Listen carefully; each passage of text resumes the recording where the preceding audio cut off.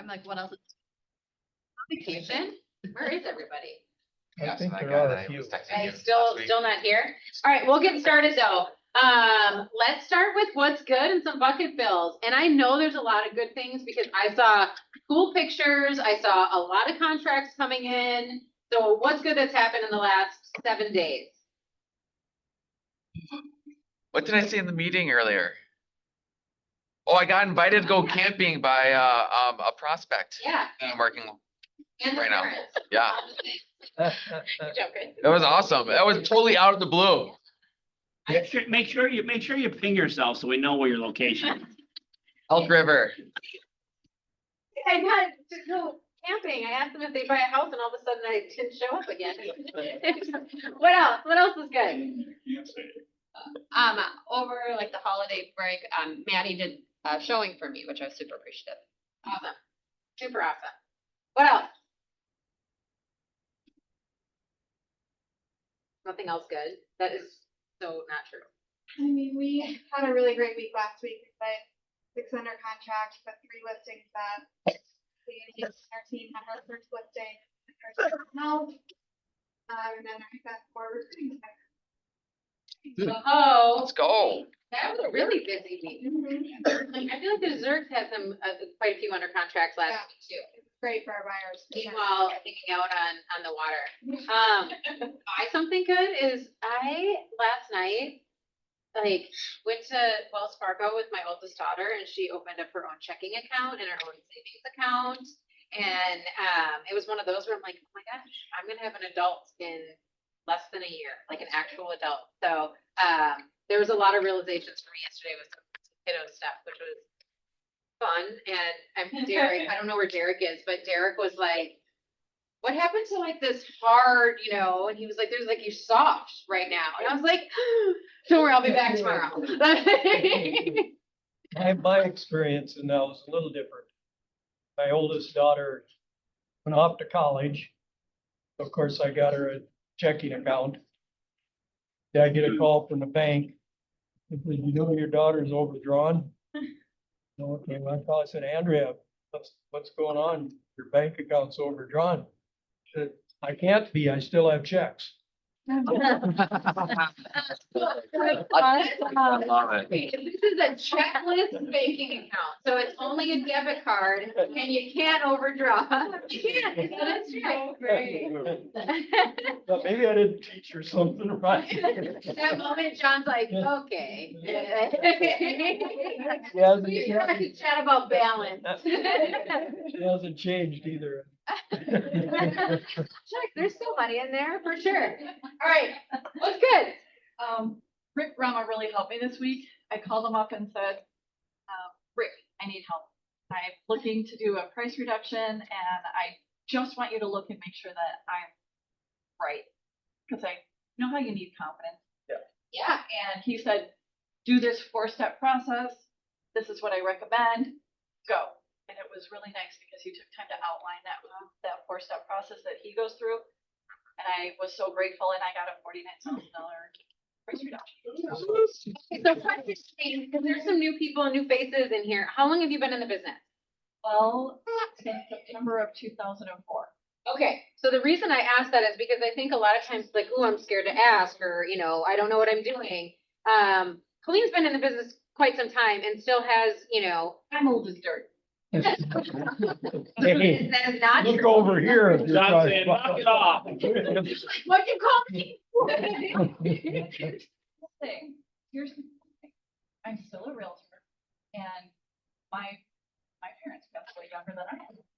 So I am old as dirt and I am super proud of it. And you're willing to say, hey, you know what, this, I just need some assistance on because I don't have maybe the confidence to be able to do this portion of it. Who can I reach out to? So, But that's specifically why I moved to this office in Keller Williams. Because I need people around me to collaborate who care about me. Because I go out every day and I care about other people.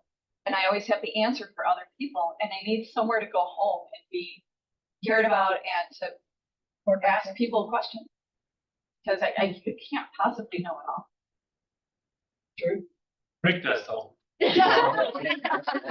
I want to continue on that path, just staying precisely on that track.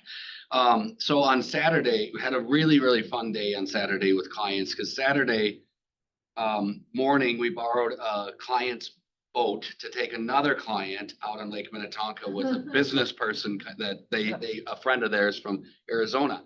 It was. need to get a boat. They kind of- It's a write-off by now. And then we changed in a parking lot to go to a church service. We had to for some, this mission trip. Then we changed after that in a parking lot to go to Elko Speedway. Very different environment than Lake Minnetonka. And the whole start of all of it was last week. I went into the Zurich's office and I said, gentlemen, I need a little help. I can't remember which one it was because I wasn't paying attention. I think it was Ben. But I know the difference. I just don't remember who I talked to. But nevertheless, I had brought in some maps of the lake, and I said this before, I brought some maps of the lake and I'm like, you know what? Just give me some ideas on how to do this tour, because the last time they did it for us. So they provided some information on little bays to sneak into if we wanted to get out of the traffic, because it was Saturday on 4th of July. It was insane out there. Yeah. It was not so, but it ended up being extraordinarily successful. It went smooth as silk, and it going to them. I don't know everything, and I've been doing this for 26 years. I've been on the lake 100 times, but it was super They're helpful. only 26, so. Yeah. I think they're so young. I think they're older than that. Just barely. Awesome. Very helpful. Awesome. All right. We're gonna fly through some announcements quick. So here is the training calendar. So if you guys don't know, on the training calendar, you can actually click on the links to be able to sign up for all of the trainings that are here. In regards to, we also have our biweekly block party today.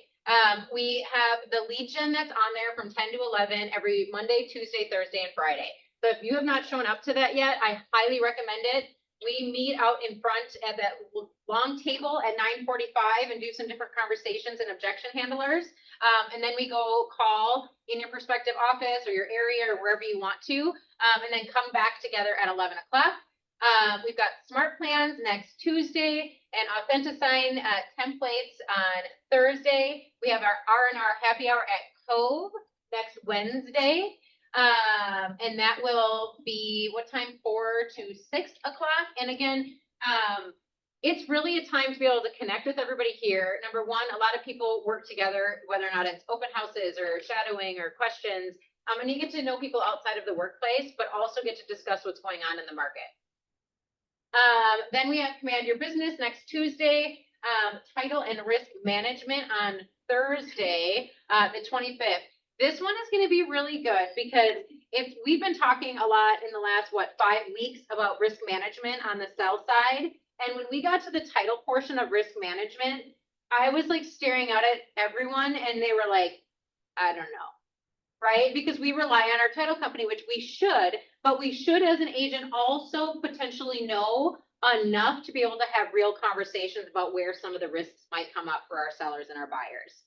A plug for that class. The first title class was very intro beginner, like how do you put the names on, like if it's a power of attorney or a trust or whatever. So I'm really excited for this one because I mean I don't really know what happens. Like I send it to Melanie and everything. And then it's like everything's magical. Yeah, it is. Until it's not magical. Until it's not. So I gotta see. And then I will be doing white glove communication on the 30th. We do have a few different call nights. So when you see BNG, that's Bethany Nelson Group call night. So we have one tomorrow night, that's from 4 to 6. And then we also have one on the 25th. So what that is that entire team ends up doing calls from 4 o'clock to 6 o'clock. So if you're like, hey, I want to get some lead gen in and I want to do it with a group, that's another opportunity. If you just want to go there and listen and hear what they're doing on their phone calls, I highly recommend that too. Where it's like, oh, this is what this sounds like. This is the transitions and the objection handlers that they're using. Do we have any questions on the calendar at all? Awesome. Save the date. I know this is early, but it's not because we always find out that people have things booked already in the December months. So our holiday party is going to be Thursday, December 5th Gonna start at 6 PM and it's gonna be at Birches on the Lake. You do have the +1. And then also it'll have some light appetizers and then, obviously any alcoholic beverages on you. Appetizers are good though. The Oh, they were appetizers so are good. there. And I say light, but I felt like they were very heavy, like there was a lot of them. But I don't know what everyone else's appetite is, so I always say light appetite. Mega Camp, so we are less than, maybe we're about a month away from Mega Camp. We have a really good group that's going down there. I think there's gonna be a ton of awesome information just in regards to what's going on in the market right now. It's condensed. So it's really running Tuesday and Wednesday. So before it was 3 days, there is a CEO summit on Monday that is not included in the Mega Camp ticket. That would be an extra for you. But if this is something you're interested in going to, please let us know. I highly, highly, highly recommend it. Any questions around Mega Camp?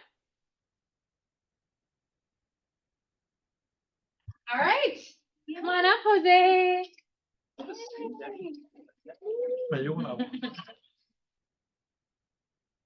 You love being in front We of. gotta do this.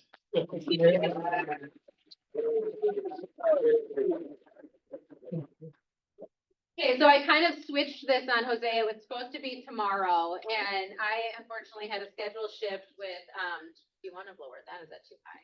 It's okay. Okay. It's my ego. You feel a little bit high. And I asked him very short notice because my daughter's soccer tournament got, some scheduling change. So he was nice enough to share his story today with me. So thank you. So in case you guys are unaware of Jose, Jose has a team here called Jose Hilario Team. And we're gonna just go into kind of who he is, how you got here, and you know, what your past is and what your vision is for your team going into the next, 2, 5, 10 years. Sound good? Let's do it. I'll let you start just by introducing yourself a little bit, who you are, family, that kind of thing. My name is Jose Hilario. I think I know most of you guys.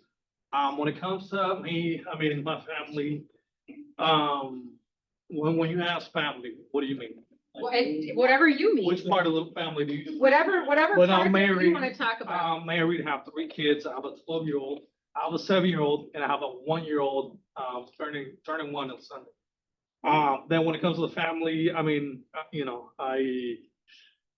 I'm originally from the Dominican Republic. We got to Minnesota back in 1995. We lived in Puerto Rico for about 5 years. So I've been away from the homeland now, or moved out 30 years. So yeah, I have my mom. My dad passed away when I was younger. And when it comes to family, that's pretty much all. Awesome. So tell me a little bit, I mean, I know you quite well, so I'm gonna kind of preempt you I with some know, of this it's stuff. hard, because You're- you know all of I this. do know it, so I'm just gonna keep poking a little bit. So when you say, I mean, you obviously have had sales in your background for a long time, so, like, when you're thinking like, man, I really wanna be in sales, or this is what I wanna do when I grow up, what was that when you were younger? What did that look like? I mean, I never thought that I wanted to be in sales, but when I think about it, my dad used to sell fruits and vegetables on the street. Which I didn't, like, we were there, like, I showed you a picture, right, the other You day? showed me a picture last week, you guys. It was this truck, right? And it's like just filled in the back on It the was like side of, probably like 1,000 oranges. I mean, anything that you think about, like if you've been to Dominican or anywhere, right? And it's like just on the side of a really busy road and you kind of pull off and there's dirt, and that was the picture. Like that was legitimately the picture of your dad. So it was dirt, it was the main road, which is the #1 in Puerto Rico in Caguas. And my dad, we would be there. We had another spot behind a gas station. He would pay rent, whatever, but we were there. And my dad, cars would stop at the light, and my dad would be like, hey, so Puerto Ricans have a way that they talk. We talk differently being Dominican, but he would kind of imitate them a little bit and kind of be like, so they don't roll their R's. They say like Hico. And he'd be like, rice, beans, and aguacate, ay que rico, saying it like that. And it was like that mentality, like he would open up the avocado, show them, put in the bag, put in the car, like, when they see how good it looks, they would take it, right? So that's kind of like my first, you would say, knowing what sales is, and then when it came to, me being an adult, I was a delivery driver for Frito-Lay, which is sales, because you have to bring up the sales, by the way that you present the chips in the store. And then after that, my last job, I was a door-to-door salesman for Comcast. Which a lot of people say, ooh, that's rough. I loved it. I mean, I would, when I got started, they were paying me $100,000 salary for 3 months to knock doors, not to get sales, to knock doors. And I was coming from working like 60 hours a week, putting chips. It's like, so instead of delivering 20,000 chips, I have to knock 75 doors a day. Let's go. And I was making pretty much double, right?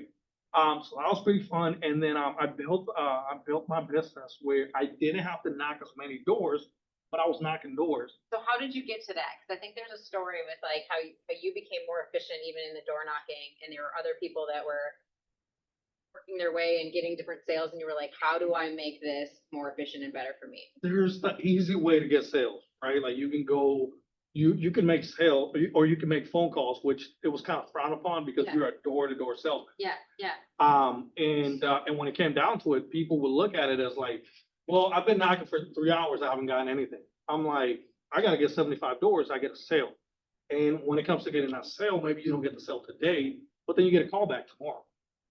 And when it came to building the business, it wasn't about getting a sale or just getting the biggest sale I can make. It's like, hey, what's actually important to you?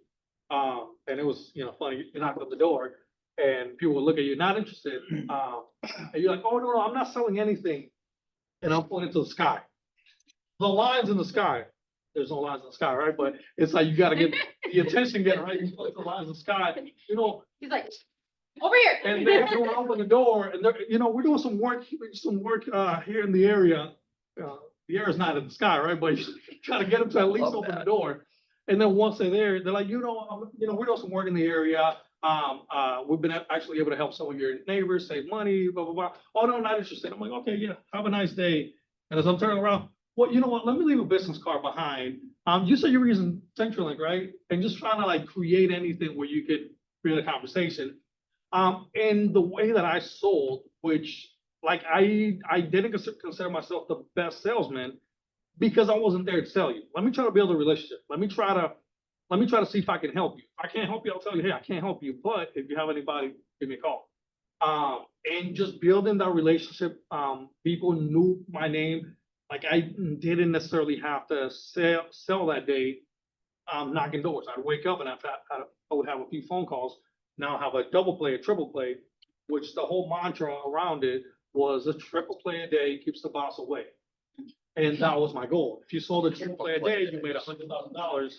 And Like post-traumatic stress for 23 me with Comcast. I'm like, oh, that bill kept going up and they kept saying triple play, like. Well, if you would call me a year later, I would have given you the same thing again. Sure. Yeah. So like, yeah, Comcast is gonna go up, but guess what? Just give me a call. I'm your direct rep. I'll be able to help you. I'll make sure that your bill doesn't go up. That's awesome. That's kind of, the whole Yeah. thing about it. And I actually meant it. Yeah, It wasn't just about getting it sold. And then I do that for you. And again, all I was trying to do was sell a triple play a day. But if I sold a triple play early in the day, now I can sell two. So now I'm making over $100,000 a year, which was the goal. And at 23 years old, coming from selling fruits in the street, that was a lot of money. I was happy with that. I loved it. 23 years old and you were door knocking and you were like strategizing. I don't know about you, but I don't know a ton of people that have knocked on my door that seem like they were strategizing about anything, right? Like you get paint, you know what I mean? Like your paint, your landscaping, anything. If you would have came to my door, right, that just feels different. Like you've been presenting yourself different in every aspect of your career. So how did you get from that to where you're, into the real estate industry? So what Comcast did is every year they would change the comp plan. And we felt that they were trying to make it harder for us to make the big bucks, right? And not everyone was making 100,000. Some were making less, some were making more. The top guys were. Yeah. So the last full year that I was there, I was second the second to last year with Trey beat me. He beat me, Trey Adams.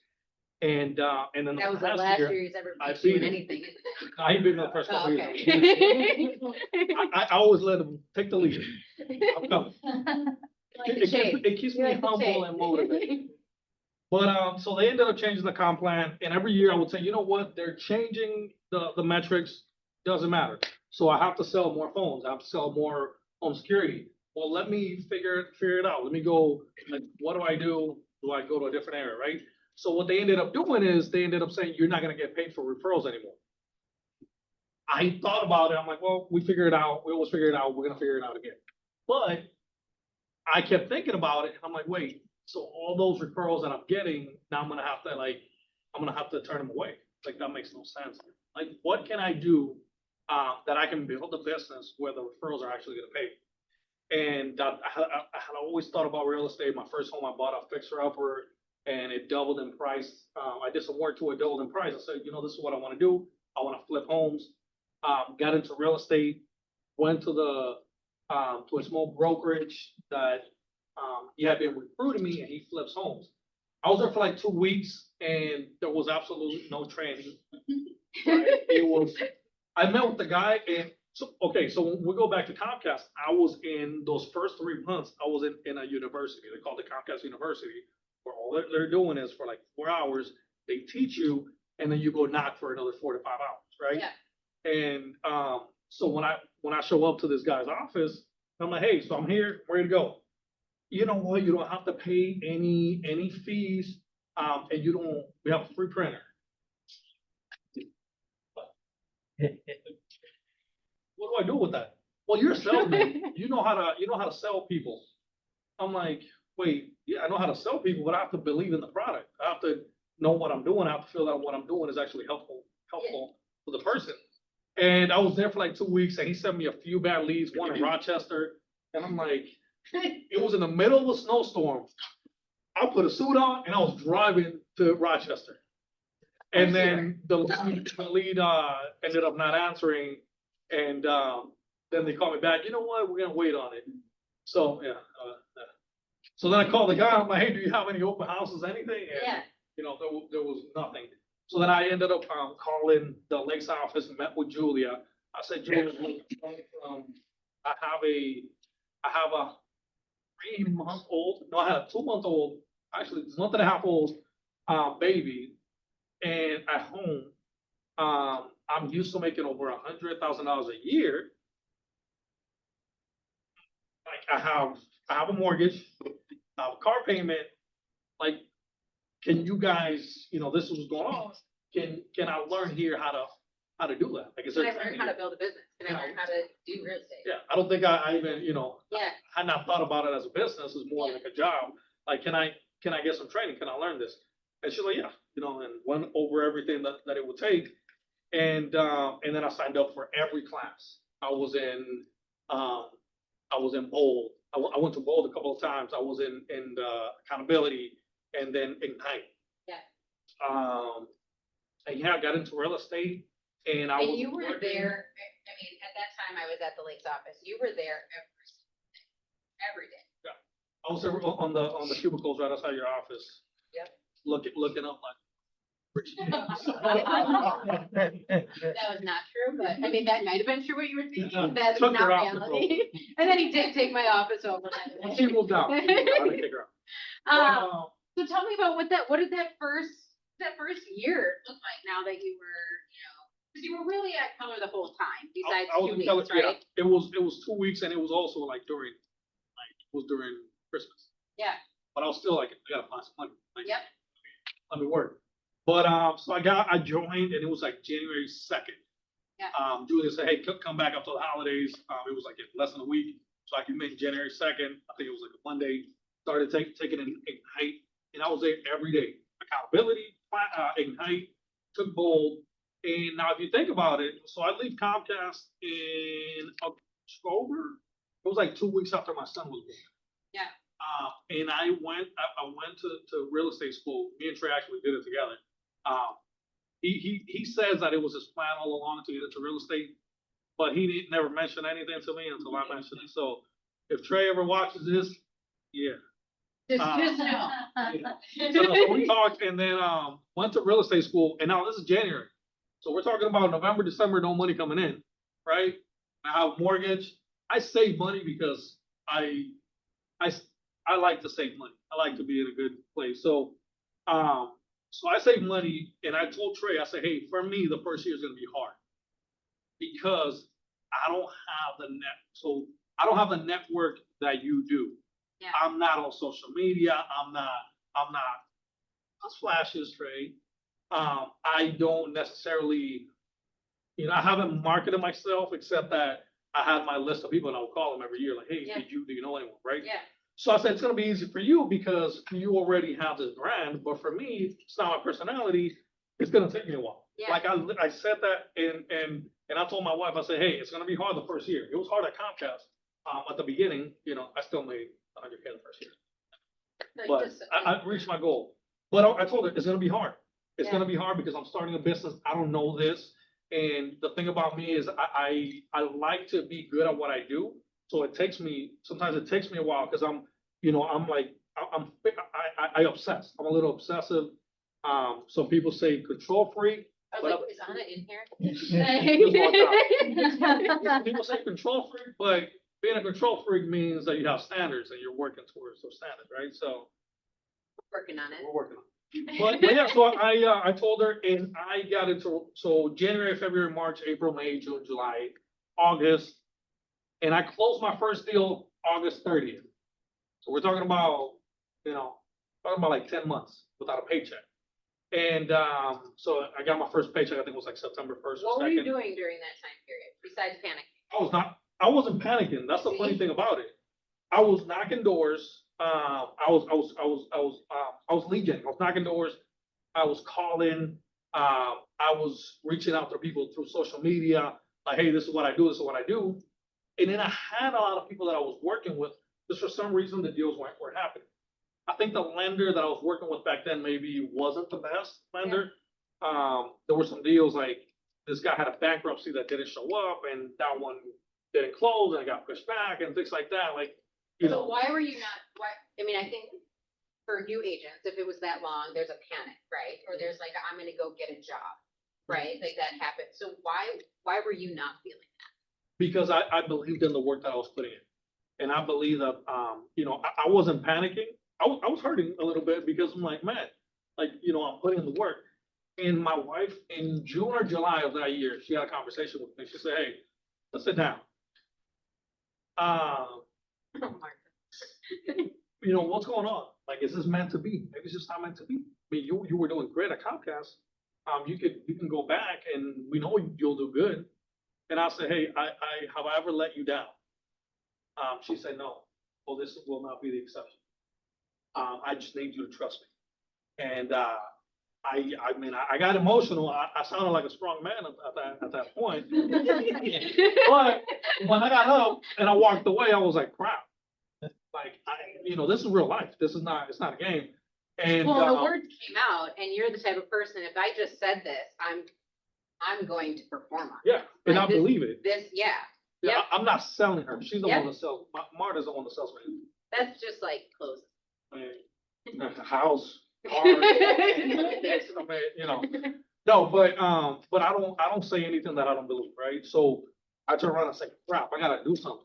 And the conversation that she had was based around also like, hey, maybe this is not meant to be. I'm seeing the account, I'm seeing the credit cards, I'm seeing, the savings, like, how long are you gonna be able to keep this going? And she was being more, I guess, realistic and looking at the numbers. I was looking at the work that I was putting in. Okay, so then what happened? And then I ended up closing 19 transactions from September 1st through December 31st. Oh, Okay. I just needed to know how to close it. Once one closed, it was like, okay, I got this. Okay. And it was because of the work that I was putting in. That's why I'm like, I know it's coming. Like, for some reason, it's not manifesting, but it's there, right? What kept your motivation up during that time, right? Because no matter what, it's, you can be, hey, I'm doing this, but there's some sort of like, man, where's the results? Where's the results? So what was keeping you kind of on track to keep doing it besides just the words, right? Like, were there moments of like lows in that first 10 months where you're like, what is going on? I mean, I don't necessarily remember having that, like, I remember thinking like, what do I need to change? But I was new, so I didn't know. But it was more of, I have my blinders on. I know the work that I'm putting in, like, I know it's gonna pay off. Yeah. And it's more of where there are certain things that you can look at the results. And if the results aren't there, then you're not doing the right things. But when I know for a fact that I'm doing the right things, I know the results are gonna follow. It's just a matter of time, Yeah. right? It's not about doing things blindly and doing the wrong things and not being accountable and not looking at what I need to change. It's more about like, hey, so I'm talking to Julia, the people that know, right? I'm talking to everyone at the office, the people that know, and I'm doing the right things. It's just a matter of time. And it was just more that determination and that focus and that drive and that stubbornness that it's gonna happen. So in that first year, you could like say anything to people, right? If they're newer agents, what would you recommend? I mean, the things that you did and maybe something like, hey, I would have done this differently.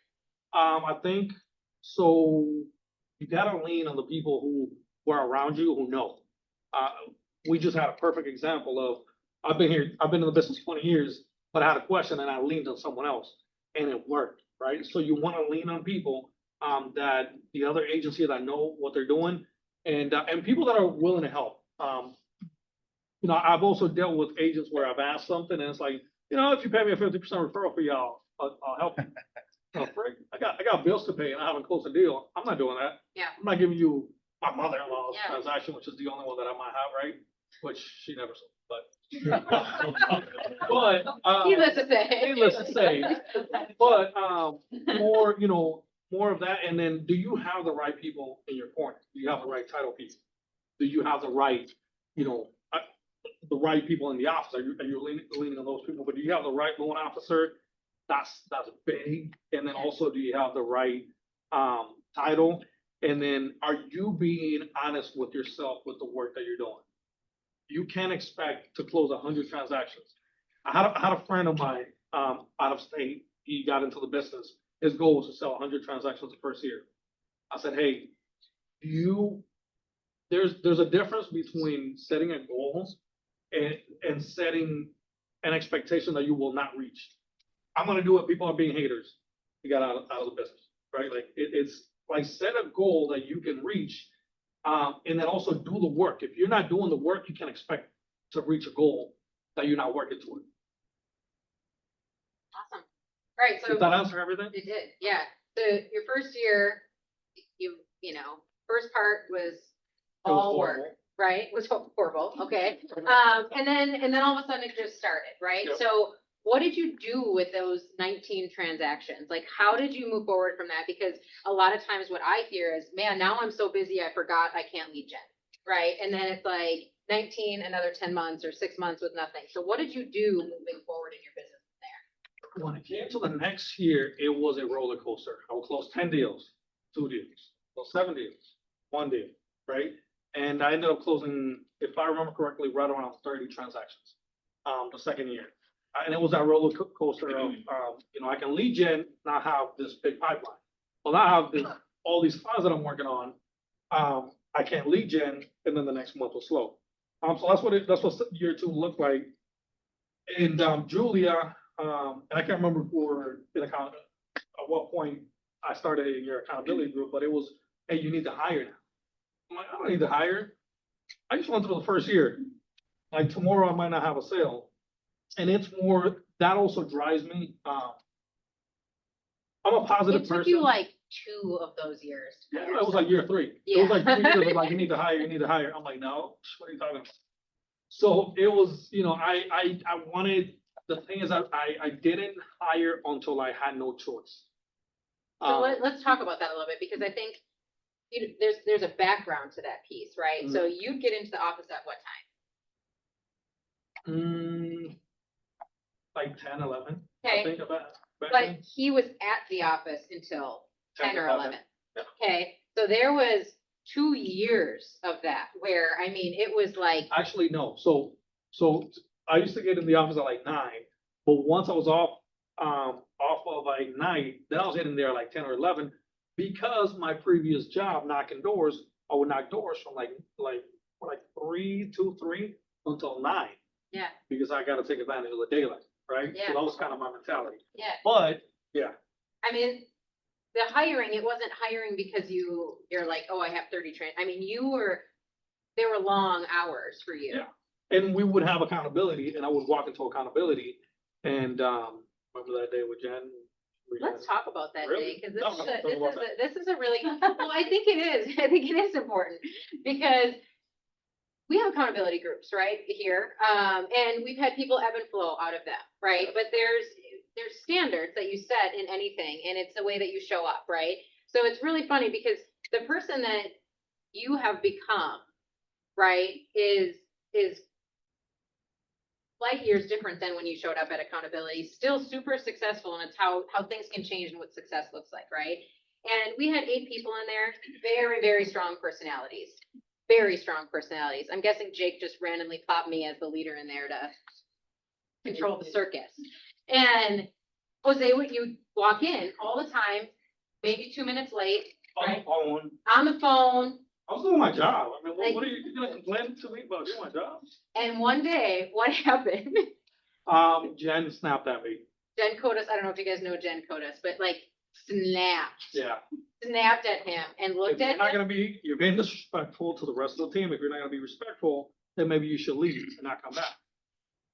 And he laughed and he was like, she's like, no, I mean it.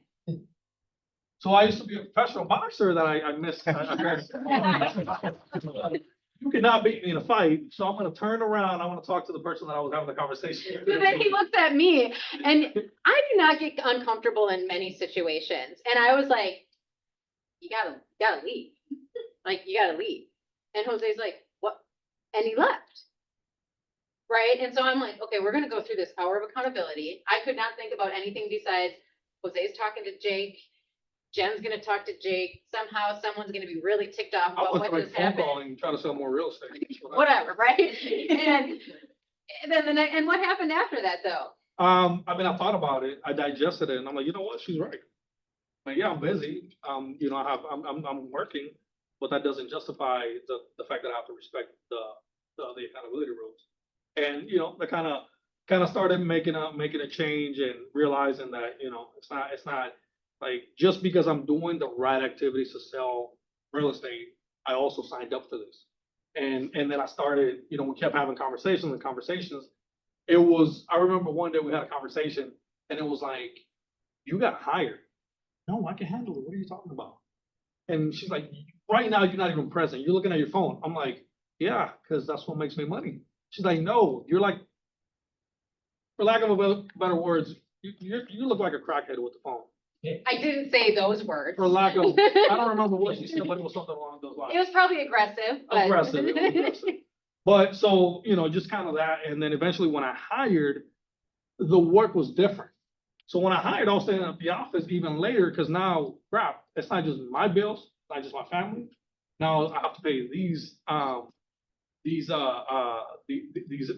salaries, right? But it was more effective work because instead of me showing homes, now I was lead genning till like 10 at night. And because I used to knock doors till 9, you know, I mean, it's the best time. People are home, Yeah, you know, they might so, be almost going to sleep, but they're home. so we went from 30, we got through some rough patches, you hired, Yep. and what happened to your business? So I think it was, it was pretty much 19, it was right around 30 and then right around 40 or 49, and then got to like 70. And then, got 98 a few years ago. And we've been kind of, you know, going right around that like 70 and like, you know, 70, 90 is what we're averaging. I've been working towards 100. And it's like, I had it a couple of years ago and then a couple of deals moved to the next year. But that's the goal. What does your team look like? So let's just clarify for people, what does your team structure look like? Who's all on your team? It's myself and, it's Victor. So, a director of ops, I had a director of first impressions, and then also a showing agent, full-time showing agent. Okay. And so what I envision the team looking like is the director of first impressions, the director of ops, and then a showing agent, part-time showing agent, and then, more someone answer the phone. And I think that would sort of complete the vision that we have now. But that's what we have now, because it's gonna keep changing based on what the market does. Okay, so describe a little bit what your niche is, or what your business kind of, looks like. Yeah, so when it came to knocking doors, what I did is like, okay, so what gives me results? Like, where do I need to go? Who do I talk, right? When I got into real estate, I was, back then I used to do like Facebook ads. Yeah. And I would do ads, and the people that would call me, I would do English ads. And the people that would call me would be people who spoke Spanish because of my beautiful name. Do you speak Spanish? I'm like, duh, Jose, like, right? But so that it grew like organically, and it was more of, and then I still kept trying to do the whole English thing. Then it got to a point where it's like, if I'm investing money in this and it's not giving me results, then why do that, right? So I kind of followed the plan and where the business was leading me, as long as it's producing results. Yeah.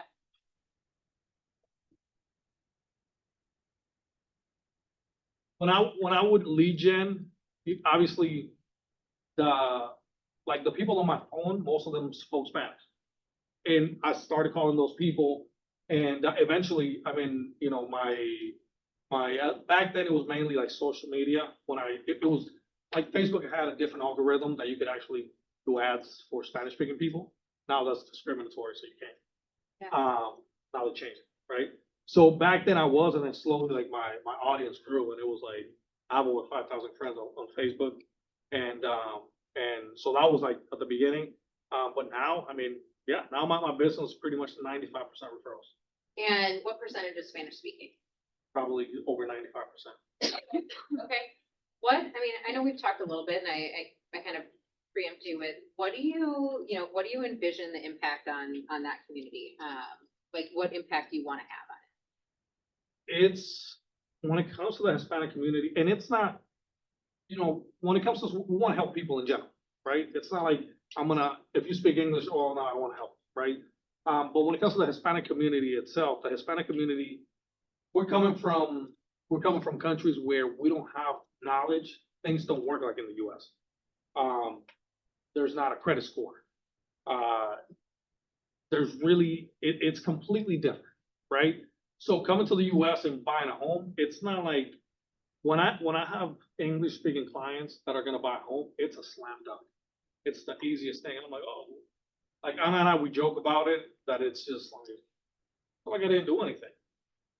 Like, it really feels like that because it's a lot of the coaching. I have clients that sometimes it takes 2 to 3 years to build their credit. If they just got here, they need to, get their paperwork together. You just got here, well, you have to file taxes for a couple of years. You have to get a job, and we guide them up until they buy a home. And sometimes they get a lot of really good advice from friends and family that tell them to buy a car so that they can buy a house.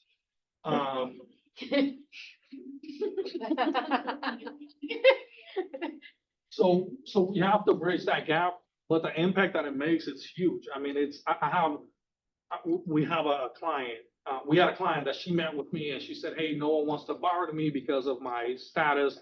I have DACA and they're talking about taking it away. Every lender that I spoke to will do it. And I've spoken to my lender. I said, hey, like, I need you guys to do this because this is the community that we serve. We talked to the owner, right? And they were able to do it. She met with a bunch of people. Everyone told her no. She calls me and it was like, hey, I want to do it, but I've already been denied. And as we're talking, she said, you know what? I'm just thinking about it. I don't know why I called you. And this was like at the beginning of the conversation. I don't even know why I called you. I already know you're going to say no. I said, no, wait. Just go ahead and meet with me. And if I say no, you have nothing to lose. But if I say yes, you have a lot to gain, and we will get it done. So we met, fast forward like 3 years. She was separating from her spouse, decided to sell the home. Part of the reason why she couldn't buy is because her $30,000 to $35,000 a a year, right? And, some of the conversation she had is, well, I think that I don't make enough where they don't wanna invest the time in me. Like, I don't care, come on, let's do it. We ended up helping her buy the house. 3 years later, she sold, she made over $70,000. So we're talking about what an impact. If she's making $30,000 to $35,000 a year, but she made in the sale of a home, $70,000, Worth of her, 2 years. of her salary. She was able to pay some debt, was able to like get away from that relationship. And it was more of like, she didn't want to be in that relationship, but she felt like she couldn't get out of the relationship because of the money. Like, I need to pay my bills, right? So when we met, it's like, well, you'll be able to make this much on the sale of the home. And she made the decision, wanted to live with her parents a little bit, got her situation. We made a game plan for her to be able to buy again. She sold the home, paid off debt, stayed with her parents, and then like 6 months later, she bought a home, nicer home, better area, like almost an acre of land, and like she's loved it.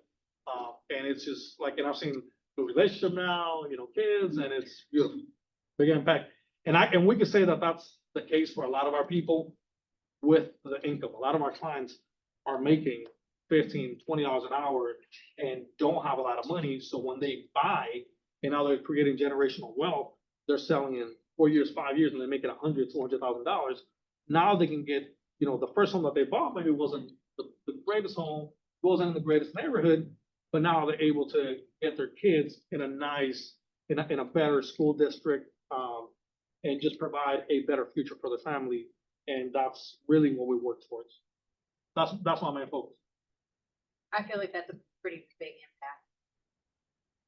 And, I think at the beginning of that conversation, he said, it's not really about making an impact for, you don't believe that that's what maybe it's doing. But as I listen to that story, I'm like, I've probably been in the situation where like, oh gosh, I don't want to do that because that's going to take a lot of time, right? So I don't know if you realize like how incredible that is in regards to like the real estate community in general. Most of the time it's like, where's my 30, 60, 90 day, here's the drug, right? And here's the paycheck. That's completely different. And I think you and I have talked about that. Jose's in our top 10% mastermind, and we were just talking about a few things, and the realization came out where it was like, he knows everything about his client, right? Everything, even their financial status, because he has to get them from a certain point to be able to actually like purchase a home. So he knows so much more than the average real estate agent because it's required. And they need that tender loving care. I mean, when it comes to, I could get a license to be a loan officer, and I can guarantee you I can practice it the next day, and I probably know 90%. John is not listening to any of that, No, I'm remember? saying- no, I'm just saying that that's how involved I am, where I have to learn those things to be able to help them find programs, build credit, and be able to provide that like extra care and help that they need. Well, and the translation portion of it too, Yeah. right? Yeah. Is finding the right people that can actually be English and Spanish speaking. If you're not, you're translating. We talked about essentially you're translating the whole closing as well. Yeah. Right? So a lot of people don't show up for their closings, but he's actually translating that for them from start to finish. It doesn't stop for you. Like it's you're involved all the way through. That can kind of lead me to the next question. I mean, I think it's pretty evident you've worked hard throughout your entire life, even childhood. What drives you to want that? Or like what is that feeling to be like, this is what I want to keep working towards? What drives you? There's a couple answers to that, a couple reasons for that. One, I want to make John happy. We all do. Keep it up. I mean, it's different things. First, I want to do the right things for the right reason. That's one of my core beliefs. Because you can do the right thing and you can have a bad heart around it. It's never gonna come off authentic. And you have to care about what you do and the people that you do it for. The other thing is I never want to see myself in a lack. This is just strictly the business portion of it. Yeah. I never want to see myself in a place of lack where I can make a decision that is not in the best interest for the client. And the clients can feel that, they can smell it. The other thing is I mean, I have a mentality that you have to do what you have to do. Like if today I have to work 12 hours, hey, babe, I'm gonna be a little late today, is what I have to do, right? If today, you know, if I have to show a home that day and, you know, I have to, whatever needs to get done that day, it's gonna get done. Obviously, I'm not running around like, Yeah. like a chicken with the head cut off like I was at the beginning. But it's that mentality like, hey, I gotta do what I gotta do. This is the goal that I have. Let me create a game plan and let's create that. Also, I wanna make my kids and my wife proud. I wanna be proud of the work that I put in day and day out. I wanna be proud of the person who I am and the person who I'm becoming. I want the team to be proud of who I am and I want the team to be proud of what we're doing. And, you know, at the end of the day, it's more, I don't see it as work. If I have a responsibility, I'm gonna get done, right? And then also, I mean, it's, you know, one thing that we were talking about yesterday in the team. So I bought a house a few years ago, and I'm not big into like getting into debt, right? Like a lot of people wanna buy something and show it off. Like, I'm doing pretty well. I don't flaunt it because I don't have a need for it. And that's not me. But a few years ago, we bought a house and, you know, it's in the Wayzata school district. And that was big for me because, you know, we were looking at all the school district, top school district, in a really nice neighborhood, something that I never envisioned myself living in that area, buying something like that, being able to like provide that. But it's something that my wife wanted. And when we dropped off, I think it was the earnest money or the big amount, you know. We made an impression, right? And she got emotional. She started talking about it. And she's like, hey, you know, my parents immigrated to the US on banana boats legally back in 91, 92. My dad passed away when I was young. My dad was probably in my life 5 years because he was immigrating, trying to find went to Canada, went back, went to Puerto Rico, came to Minnesota, trying to find a better opportunity.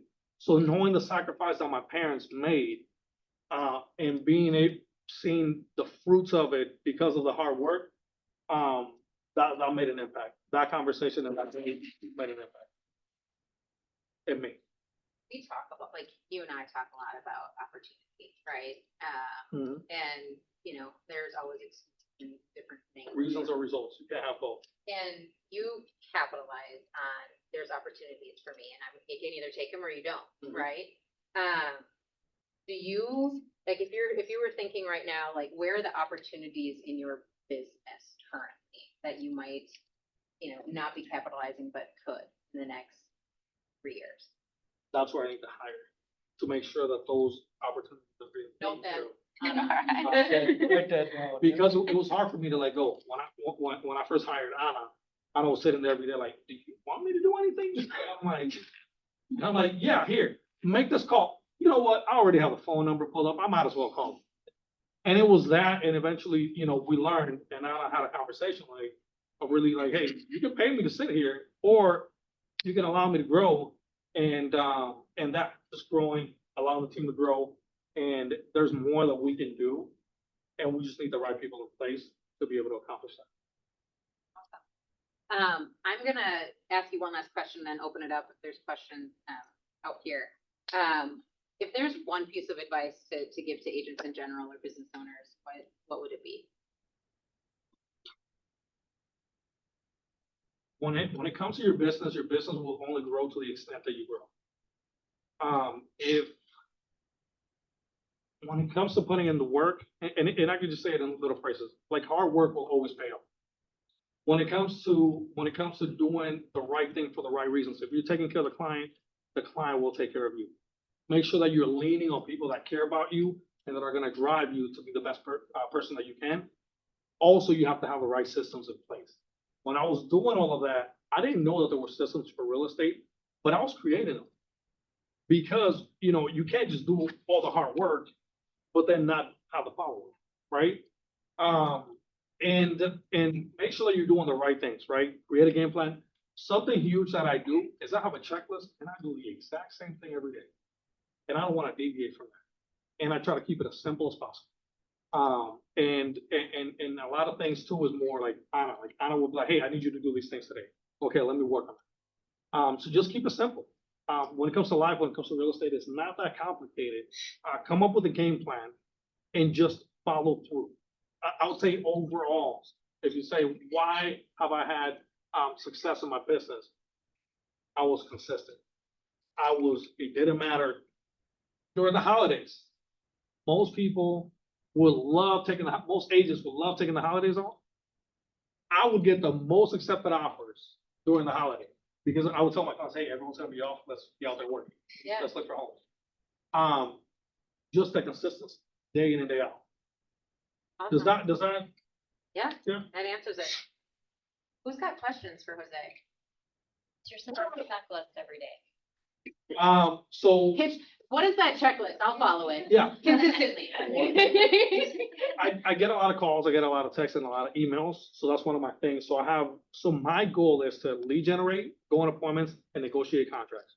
When I'm doing those things, I'm doing the best job that I can to provide a good business for me and a good business for my team.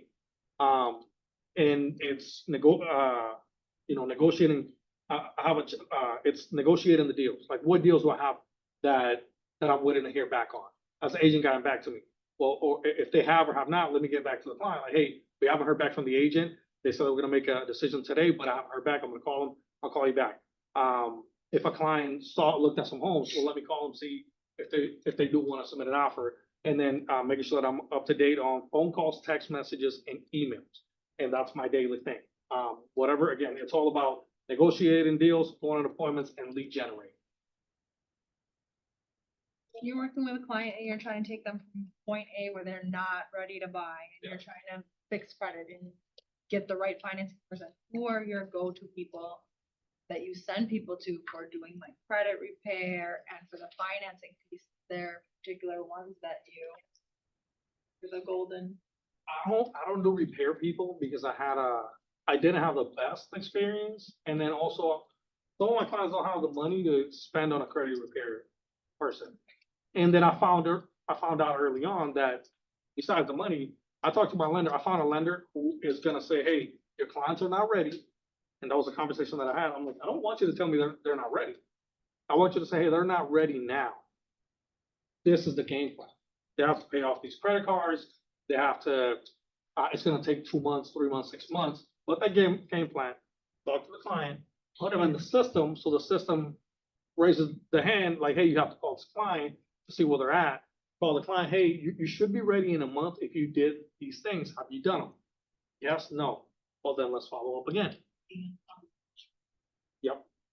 It's my job to call the client to make sure that they're doing what they were supposed to do. Not my job to do the job, their piece of it, but it's my job, it's our job as a team to be like, hey, where are you at? Hey, where are you at? Hey, where are you at? You ready to buy a house? Let's go. Well, any other question? Actually, I'll pop in there. So curious about your daily checklist. Do you have a sort of a timeline where you have like set segments? I do this during this time, this during this time. And even when it comes to the calendar, like we have certain spots where we take appointments. So we fit the clients into the time slot. Like we have an appointment, well, we can meet with you here. So we can be a little flexible on that, but it's more of keeping everything as consistent as possible. So that way I know what my day looks like without having to think about it. Like I can pull my phone out and I can see it in a second and I can keep moving. If you had to pick one thing that you could do that you would change in your business that would significantly improve your success today after all these years, what is it? So one thing that you're just not doing that that could change things. I could probably say maybe focus more on the listings. Okay, why? Or listing lead gen. But when I did it, my excuse, right? Is when I when I did it early on, it took a lot of time. And because I have so many buyers, right? I don't necessarily have the need to lead gen because the business is producing, or not lead gen for the listing side, right? Like where I'm knocking doors. If I could be more listing heavy, I think that would help. And then aside from that is just hiring the right people.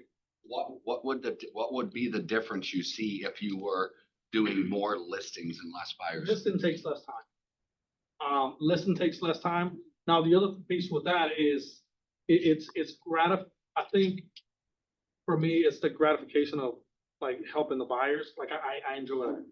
I enjoy seeing the face of like someone who thought they couldn't buy and helping them get there. If I could be more list heavy, that would be easier.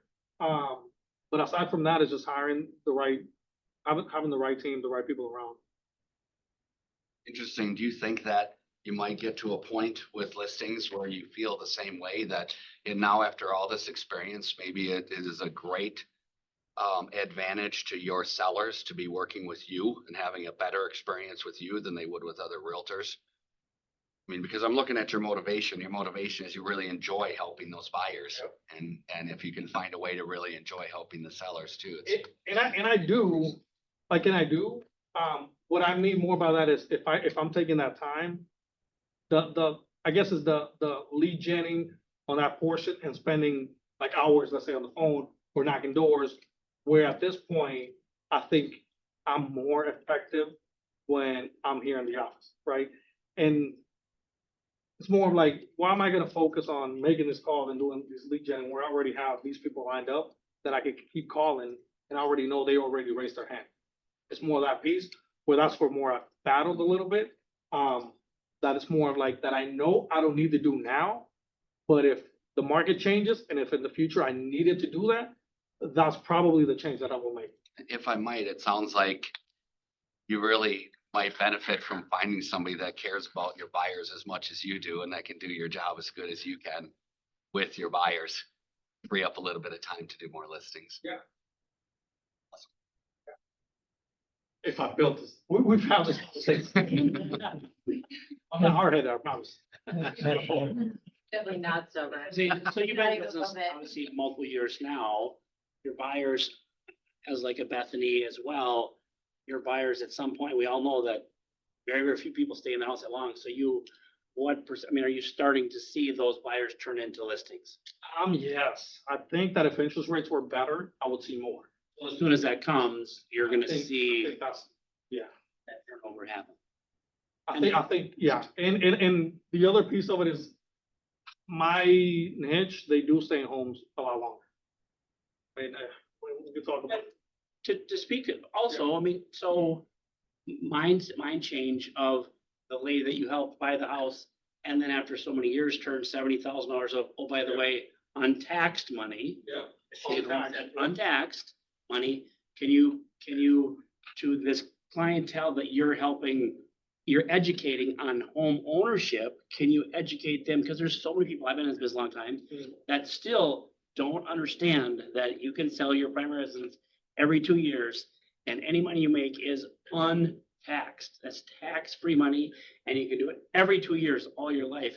Can you take your buyers that you taught to how to buy a home now to take this thing and make it an investment as either turning it into a rental like you're doing or selling it to make some cash and maybe put it someplace else and go to the next one. I mean, you know, turn your buyers, you know, help them understand that sometimes selling does make a lot of sense. Yeah.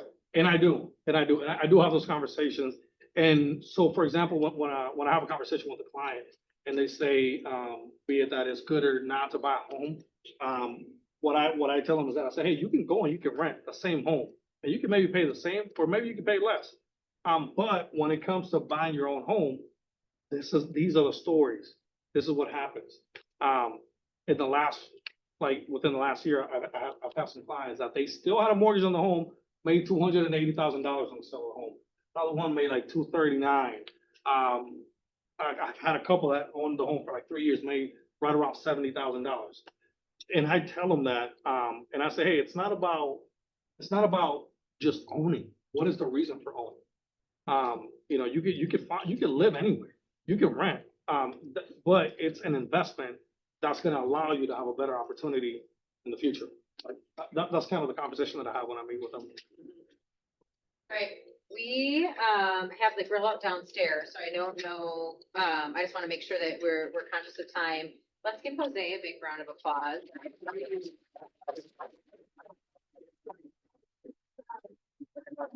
For questions and, he's always open to discussing what he's done, or if you have, different concerns or whatnot.